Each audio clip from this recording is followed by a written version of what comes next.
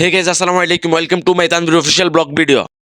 আজকে আপনারা দেখতে পাচ্ছেন যে আমরা রাতের বেলা ক্রিকেট খেলার আয়োজন করেছি। আমাদের বাড়ির সবাই মিলে প্রত্যেক রোজার ঈদে এমনকি কুরবানির ঈদে লাইট ফিটিং করে প্রায় 7 থেকে 8 দিনের জন্য রাতের বেলা আমরা খেলাধুলা করি। আজকে আমরা শেষবারের মতো খেলতেছি, কাল থেকে আর ক্রিকেট খেলা হবে না, সবাই যার যার চাকরিতে চলে যাবে। আজকে আমরা লাইট টিট ফিটিং করে তাড়াতাড়ি খেলা শুরু করে দিলাম। তো দেখতে পাচ্ছেন যে আমার এক কাকা সে লুঙ্গি গোছ দিয়ে নামে গেছে ব্যাটিং করতে। সে 4 মারা স্যার আজকে বলে লুঙ্গির গোছে খুলবে, কিন্তু হেতেন একটা বলও ব্যাটে লাগাইতে পারে না, খুবই আফসোস। ওই জায়গায় যারাই খেলে সবাই হচ্ছে বাংলাদেশের জাতীয় দলের খেলোয়াড়, সবাই ব্যাটিং এ নামে আর উঠে 5 থেকে 6 বলের বেশি কেউ খেলতেই পারে না। বাংলাদেশের জাতীয় দলের ব্যাটিং এর দিক দিয়েও কিন্তু কম না। তারপরে আমরা বাংলাদেশ ক্রিকেটের বেহায়া পাগলা ফ্যান। তাও আমরা আশা করি বাংলাদেশ প্রতি ম্যাচে জিতবে, কিন্তু অবশেষে বাংলাদেশ নিজেরাই প্রতি ম্যাচ হারে। আর তখন আমরা বাংলাদেশ খেলোয়াড়দের গালিগালাজ করে তাদের 14 গোষ্ঠী উদ্ধার করি, আর তাদের কোনো সময় খেলাই দেখবো না। তারপরে আমরা বেহায়ের মতো তাদের খেলার সময় আমরা খেলা দেখতে বসে যাই। অবশেষে কাকাইতে বহুত কষ্টের পর 4 একটা মারি আবার ব্যাটিং করা শুরু করছে। রাতের বেলা ক্রিকেট খেলে একটা জিনিসের ভয় থাকে সবসময়, কোন সময় যে কারেন্টটা চলে যায়। কারণ কারেন্টের কোনো ব্যয়বেদ বেচার না, যে সময় খেলার একটা মুড আসে ওই সময় কারেন্টটা কিসে চলে যায়। আর এমনি তো গ্রাম অঞ্চলে কোন রকম কারেন্ট 1 ঘন্টা থাকলে পরে আর 17 ঘন্টা কারেন্ট থাকে।